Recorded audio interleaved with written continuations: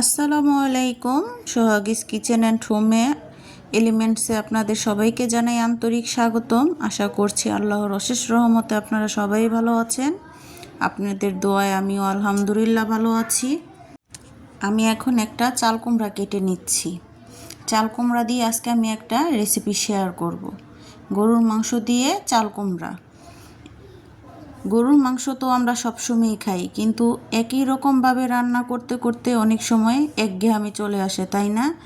আজ আমি আপনাদের জন্য নিয়ে এসেছি গরুর মাংসের এমন এক রেসিপি যা আপনার মন জয় করে নেবে। গরুর মাংস দিয়ে চাল কুমড়ার রান্না।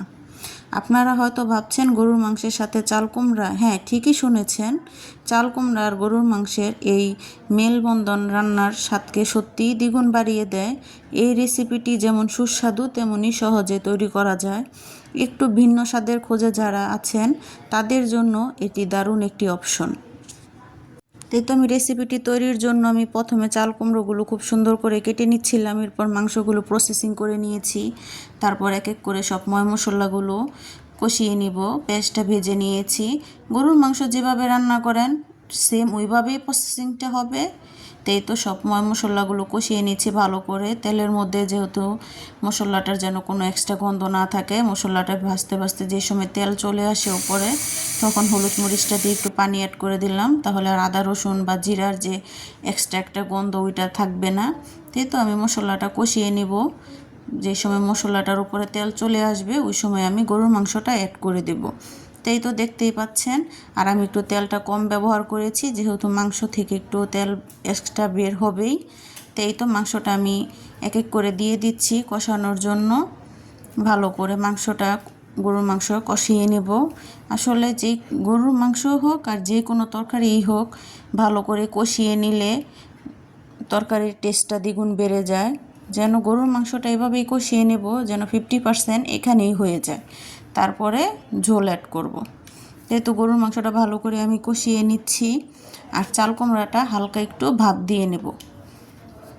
তাই তো আমি চাল কুমড়াটা ভাপ দিয়ে নেব। আর ওই পাশে তো গরুর মাংসটা ভালো করে কষিয়ে নিচ্ছি। যেহেতু মাংসটা আমার কষিয়েই তো উপরে তেল চলে এসেছে, তার মানে আমার পারফেক্ট কষানো হয়ে গিয়েছে। এখন আমি চাল কুমড়াটা অ্যাড করে দেবো। তো চাল কুমড়াটা ভাপ দিয়ে নিয়েছি। তো চাল কুমড়াটা অ্যাড করে ভালো করে আরও কয় মিনিট কষিয়ে তারপর আমি গরম পানি অ্যাড করে দেব। গরুর মাংসের সাথে গরম পানিটা অ্যাড করলে গরুর মাংসটা পারফেক্ট হয়। তাই তো আমি এক এক করে চাল কুমড়াটা দিয়ে নিচ্ছি। তাই তো ভালো করে জালি কুমড়াটা একসাথে অ্যাড করে দিব। যে আপুরা এতক্ষণ ধরে আমার এই ভিডিওটি দেখছেন, আপনাদের বলবো আপনারাও চাইলে এই রেসিপিটি একবার ট্রাই করে দেখতে পারেন। আমি নিশ্চিত আপনাদেরও ভালো লাগবে। তাই তো ভালো করে একসাথে দিয়ে দিলাম।